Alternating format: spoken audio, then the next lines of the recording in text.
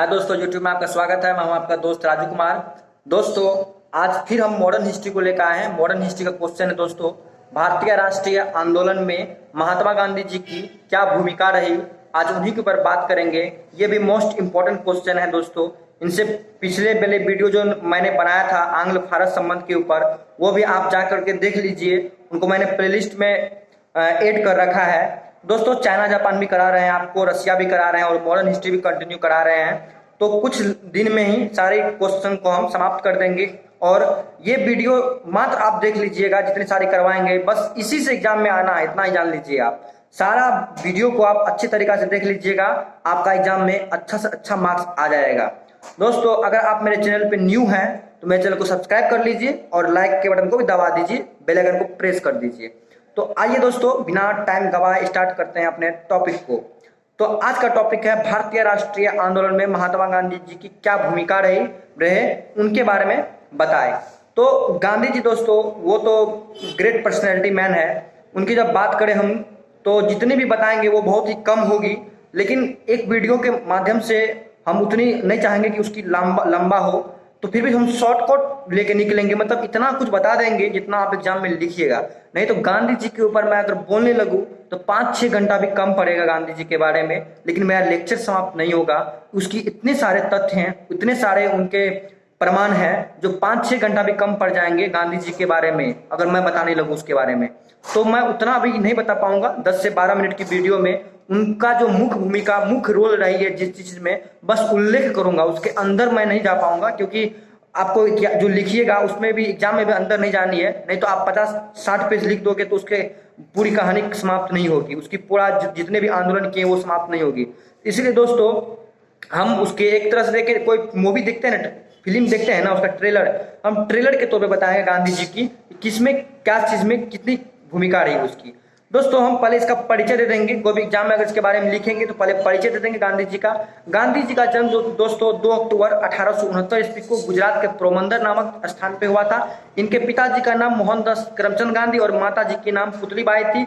1869 में इसका जन्म हुआ था और 1883 ईस्वी में यानी कि दोस्तों 14 वर्ष की उम्र में इनकी शादी कस्तूरबा गांधी के साथ हो गई थी। और इनके 4 पुत्र भी थे, हरिलाल, मणिलाल, रामदास, देवदास करके 4 पुत्र थे। इनकी पढ़ाई की वकालत समाप्त होने के बाद दोस्तों 1893 ईस्वी में इन्होंने दक्षिण अफ्रीका गए थे। दादा अब्दुल्ला सेठ की कोई व्यापारी थे, उन्हीं को केस को लेकर गए थे और 1906 ईस्वी में उन्होंने वहां पे क्रांति भी की, बहुत बड़ा आंदोलन किए थे जिनमें उनको जीत हासिल हुई थी। अब दोस्तों, गांधी जी की जो परिचय हो गई, इतना तो लिखना बनता है, इतना तो आप लिखिएगा। अब उनकी जो भारत में जो आंदोलन हुई जितनी सारे, उनमें उनकी क्या भूमिका रही, हम उन पे बात करेंगे। कुछ इतिहासकार का कहना है कि गांधी जी की किरदार जो 1915 से ही स्टार्ट हो जाती है ये भारतीय राष्ट्रीय आंदोलन में। लेकिन इसकी मुख्य भूमिका की अगर बात करें, जो इतिहासकार बिपिन चंद्रा है या और कोई इतिहासकार है, वो उसकी अगर मुख्य बात करें तो इनका 1920 से 1947 माना जाता है। और इन पीरियड को ये जो 27 साल तक लगे रहे कंटिन्यू, अपने पूरे सांस को, अपने हर पल को त्याग दिए अपने देश के लिए, अपने देश को समर्पण कर दिए, डेडिकेट कर दिए। तो उनके लिए दोस्तों इसी कारण है कि इस अवधि को, इस युग को गांधी युग के नाम से जाना जाता है। 9 जनवरी 1915 ईस्वी को जब दक्षिण अफ्रीका से गांधी जी यहाँ भारत आए थे तो उस टाइम इसको गांधी जी ने बोयर के युद्ध में अपनी भूमिका निभाई थी। अंग्रेजों की तरफ से उन लोगों का मदद किया था, जिस कारण से गांधी जी को 1915 ईस्वी में केसर-ए-हिंद की उपाधि दी गई थी। और दोस्तों, गांधी जी 1915 में तो केसर-ए-हिंद की उपाधि ली और 1916 ईस्वी में उन्होंने साबरमती आश्रम की भी स्थापना की थी।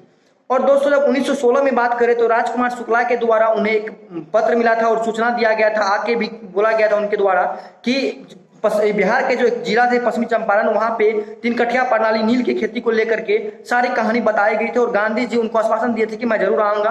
और 1917 ईस्वी में वो बिहार प्रवेश करते हैं, चंपारण जिला में वो 3 कठिया प्रणाली के खिलाफ अपना मुकदमा चलाते हैं और वहां पे फाइनल 3 कठिया प्रणाली को हटाते हैं और जीत हासिल कर पाते हैं। फिर दोस्तों अहमदाबाद मिल हड़ताल पे जाते हैं, खेरा सत्याग्रह करते हैं। इस प्रकार से बहुत सारे सत्याग्रह में अपनी भूमिका निभाते हैं।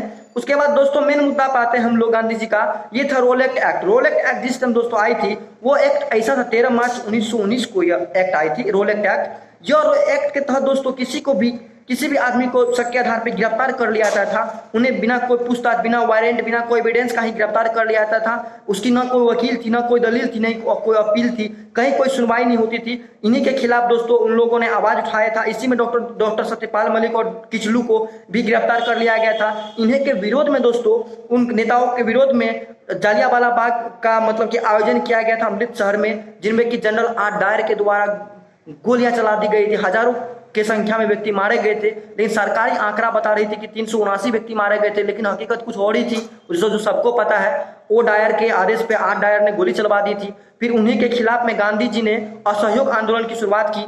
असहयोग आंदोलन से पहले गांधी जी ने जो मुसलमानों के द्वारा खिलाफत आंदोलन चालू किया गया था, उसमें पार्टिसिपेट किया था ये गांधी जी ने, जिस कारण से मुसलमानों का दिल जीत लिया था और मुसलमानों लोग दिल से साथ देने लगे थे गांधी जी का। यही कारण है कि जब असहयोग आंदोलन की शुरुआत 1920 ईस्वी में होती है, तो हिंदू मुस्लिम दोनों का सहयोग मिलता है, एक बड़े पैमाने पर सहयोग मिलता है। यही एक आंदोलन दोस्तों रही है पूरा भारत में, जहां पे मुसलमानों का फुल सपोर्ट मिला, मुसलमानों का, मुस्लिम लोगों का एकदम भाई की तरह सपोर्ट मिला। यही मात्र एक आंदोलन है, असहयोग आंदोलन दोस्तों। लेकिन गांधी जी अहिंसावादी थे, सत्य के पुजारी थे, अहिंसा के मार्ग पर चलने वाले थे, शांति के दूत थे। यही कारण दोस्तों यह अशोक आंदोलन भी ज्यादा दिन तक नहीं चल पाई। 12 फरवरी 1922 ईस्वी को इनको वापस ले लिया गया।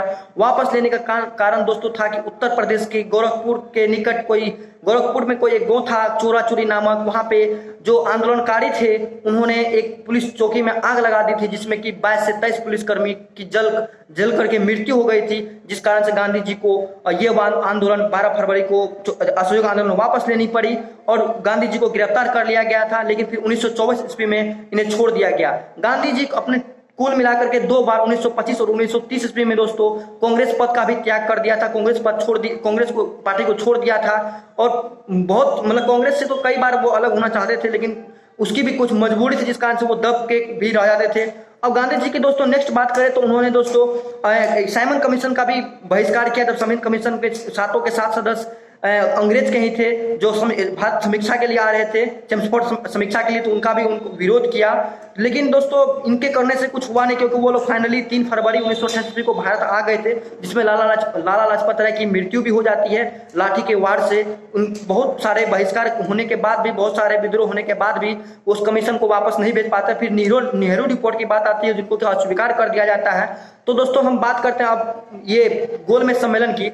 3 गोलमेज सम्मेलन हुई थी, जिसमें कि गांधी जी मात्र दूसरा गोलमेज सम्मेलन में पार्टिसिपेट किया था। और तीनों गोलमेज सम्मेलन की अगर बात करें तो उसमें भीमराव अंबेडकर पार्टिसिपेट किए थे। प्रथम गोलमेज सम्मेलन दोस्तों डेट मेंशन कीजिएगा, प्रथम गोलमेज सम्मेलन 12 नवंबर 1930 ईस्वी को हुई थी और द्वितीय गोलमेज सम्मेलन 7 सितंबर 1931 की हुई थी और तृतीय गोलमेज सम्मेलन 17 नवंबर 1932 ईस्वी को हुई थी। तो गांधी जी के द्वारा दोस्तों इरविन समझौता हुआ था। लॉर्ड इरविन जो उस टाइम भारत के गवर्नर जनरल थे, उनके साथ में गांधी जी का इरविन समझौता होता है। और इरविन समझौता होने के बाद 1931 ईस्वी में कराची अधिवेशन होती है और उस कराची अधिवेशन का जो कांग्रेस के अध्यक्ष होते थे सरदार वल्लभ भाई पटेल हुए थे और उन्हीं के अध्यक्षता में गांधी जी ने इस इरविन समझौता को रखी थी और उनको स्वीकार कर लिया गया था। स्वीकार करने के बाद दोस्तों और गांधी जी को द्वितीय गोलमेज सम्मेलन में पार्टिसिपेट करने के लिए कहा गया। वही जगह पे उसी समय गांधी जी ने कहा था, गांधी मर सकता है किंतु गांधीवादी नहीं। गांधी जी का यह कथन दिया गया था द्वितीय गोलमेज सम्मेलन में शामिल होने से पहले कराची अधिवेशन में। फिर द्वितीय गोलमेज सम्मेलन में पार्टिसिपेट करते हैं। इनसे पहले बता दोस्तों कि दांडी यात्रा की भी शुरुआत गांधी जी कर चुके थे। 1930 ईस्वी में 12 मार्च 1930 ईस्वी को दांडी यात्रा की शुरुआत की थी।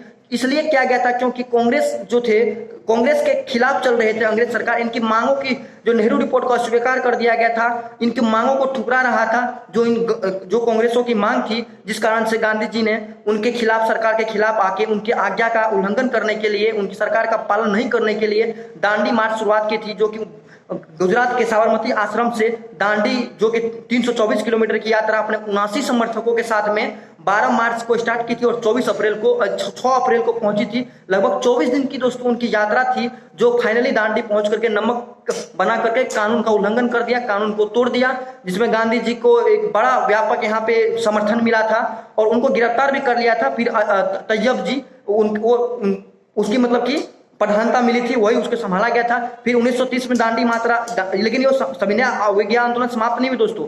इरविन समझौता होने के बाद सविनय अवज्ञा आंदोलन को समाप्त किया गया। बट जब 7 सितंबर 1931 ईस्वी को पार्टिसिपेट करते द्वितीय गोलमेज सम्मेलन में, फिर वो जो आपसी कुछ मतभेद होने के कारण द्वितीय गोलमेज सम्मेलन से चले आते हैं, उसको छोड़ देते हैं, क्या कर देते हैं उनका भी। फिर से सविनय अवज्ञा आंदोलन की शुरुआत हो जाती है और फिर 1934 ईस्वी में फाइनली इसकी बंद होती है। उसी बीच में दोस्तों 1932 ईस्वी में गांधी जी आमरण अनशन पे बैठ जाते हैं, तो उनकी जान को कोई खतरा न पहुंचे, जिस कारण से वहां के जो बड़े नेता थे, कांग्रेसवादियों थे, उन लोगों ने उनको जान को बचाने के लिए पुनः पैक्ट करवाते हैं जो गांधी जी और अंबेडकर जी के बीच में होता है हरिजनों को लेकर के, जिस कारण से गांधी जी आमरण अनशन मतलब कि तोड़ते हैं। तो इन सभी को संघर्ष करते रहे, लगातार बढ़ते रहे गांधी जी। फिर दोस्तों आइए द्वितीय विश्व युद्ध का बात करते हैं। द्वितीय विश्व युद्ध में दोस्तों उन्होंने भी काफी भूमिका निभाई। जब 1940 ईस्वी में अगस्त प्रस्ताव दिया था अंग्रेजों ने, तो गांधी जी ने स्वीकार नहीं किया था, क्योंकि जब प्रथम विश्व युद्ध में उनकी सारी बात को मान ली गई थी तो डोमिनियन स्टेट नहीं दिया गया था, बाद में धोखेबाजी कर दिया गया था अंग्रेजों के द्वारा। यही कारण दोस्तों 1940 में उसके अगस्त प्रस्ताव को ठुकरा दिया गया और स्वीकार कर दिया गया गांधी जी के द्वारा। और फिर 1942 में क्रिप्स मिशन आती है और क्रिप्स मिशन को भी नकार देती है, वो असफल हो जाती है, जिस कारण से दोस्तों भारत छोड़ो आंदोलन एक बड़े पैमाना पे मुंबई के ग्वालियर टैंक मैदान में गांधी जी के द्वारा कहा जाता है। उसी में नारा दिया था गांधी जी के द्वारा, करो या मरो, मतलब अगर जिंदा रहेंगे तो स्वतंत्रता लेकर रहेंगे, नहीं तो मर जाएंगे, हम गुलाम नहीं रह सकते हैं। गांधी जी का ये नारा था, करो या मरो। फिर गांधी जी ने बड़े पैमाना पे फिर वहां आंदोलन शुरू की थी, लेकिन मुस्लिमों ने गद्दारी कर ली थी यहाँ पे। ये इन्होंने कहा भारत छोड़ो, उन्होंने कहा बांटो और भागो, बांटो और छोड़ो, उन्होंने नारा दिया था, जिस कारण से इन लोगों को भी और ज्यादा संघर्ष करना पड़ा था। और गांधी जी को दोस्तों जीरो ऑपरेशन आवर में ही गिरफ्तार कर लिया गया था आंदोलन शुरुआत होने के। उसको आगा खां के, पुणे के आगा खां महल में कैद कर लिया गया था और इनके साथियों को भी अलग अलग जगह पर रखा गया था। उसके साथ ही दोस्तों सरोजनी नायडू को और कस्तूरबा भाई को, इसको भी गिरफ्तार कर लिया गया था। लेकिन उसी टाइम 1942 ईस्वी में ही महात्मा गांधी की पत्नी कस्तूरबा भाई की डेथ हो गई थी, निधन हो गया था। फिर गांधी जी को गिरफ्तार कर लिया गया। फाइनली 2 साल बाद 1944 ईस्वी में गांधी जी को उसके स्वास्थ्य के कारण स्वास्थ्य खराब हो गई थी, कहीं वो डेथ न कर जाए और ज्यादा भड़क न जाए, जिस कारण उनको छोड़ दिया गया था। लेकिन 1942 ईस्वी की जो दोस्तों भारत छोड़ो आंदोलन थी, एक बहुत बड़े पैमाने पर हुए थे। लाखों नहीं कहिए 10,000 से भी अधिक आदमी मारे गए थे इसमें, क्योंकि सभी नेता को बंद कर लिए थे। लोगों में जान आक्रोश आ गया था, लोग गुस्सा गए थे, आक्रोश में आ गए थे, सभी लोग तोड़फोड़ कर रहे थे, सभी अंग्रेजों को भगाने के चक्कर में लग गए थे। फाइनली दोस्तों माउंटबेटन योजना के तहत में हम लोगों को माउंटबेटन योजना, जब कैबिनेट मिशन आती है, कैबिनेट मिशन आने के बाद माउंटबेटन योजना के घोषणा के बाद हम लोगों को 15 अगस्त 1947 ईस्वी को भारत को आजाद कर दिया जाता है। लेकिन गांधी जी कोशिश करते हैं सभी दंगे वाले क्षेत्र में घूम घूम करके, चाहे बंगाल हो, बिहार हो, उड़ीसा हो, सभी जगह घूम घूम करके दंगे की जगह पे जाकर के शांत करवा रहे थे, ताकि भारत का विभाजन नहीं हो। लेकिन लाख प्रयास करने के बाद भी जैसे ही माउंटबेटन योजना मतलब कि पारित होती है, देश आजाद हो जाता है और उनका सपना जो था एकता के साथ रहने का, वो अधूरा रह जाता है और यह देश 2 टुकड़ों में बढ़ जाता है। जो अभी देख रहे हैं हिंदुस्तान और उसका नतीजा पाकिस्तान है, जो कि हमेशा आतंकवाद को लेके वो कुख्यात अपराधी एक तरह से, उसको तो उड़ा देना चाहिए कब का। तो बात करते हैं दोस्तों अब गांधी जी की। ये सारी भूमिका गांधी जी की रही दोस्तों। तो गांधी जी ऐसे ही राष्ट्रपिता नहीं कहलाए, उन्होंने बहुत सारे संघर्ष किए, अपनी हर एक पल, अपने हर एक क्षण, अपने हर एक सांस की कतरा कतरा को बहा दी अपने देश के ऊपर। यही कारण दोस्तों उनकी बड़ी प्रेरणा, वो एक प्रेरणा स्रोत है हम लोगों के लिए। अहिंसा का पुजारी, सत्य के रास्ते पे चलने वाला, सत्य के मार्ग को दिखाने वाला गांधी जी, जो राष्ट्रपिता के नाम से उसको सुशोभित किया गया। तो ये सारी दोस्तों बायोग्राफी थी, इनकी भूमिका रही थी भारतीय राष्ट्रीय आंदोलन में। है तो बहुत सारे 6-7 घंटा के लेक्चर भी कम पड़ जाए इनके लिए। तो इतनी सारी बात आपको एग्जाम में लिखना है, सबका डेट मेंशन करना है, जितने भी आंदोलन हुए सबको मेंशन करके लिखते चलना है। तो आराम से 6-7 पेज में फिर भी ये हो जाएगी, इतनी सारी बात लिखिएगा। तो मैं आशा करता हूँ ये जो एक्सपेंशन है आपको काफी अच्छी लगेंगे। तो दोस्तों अब क्या, like, share, comment and subscribe, और शेयर भी कीजिए अपने दोस्तों में। जय हिंद।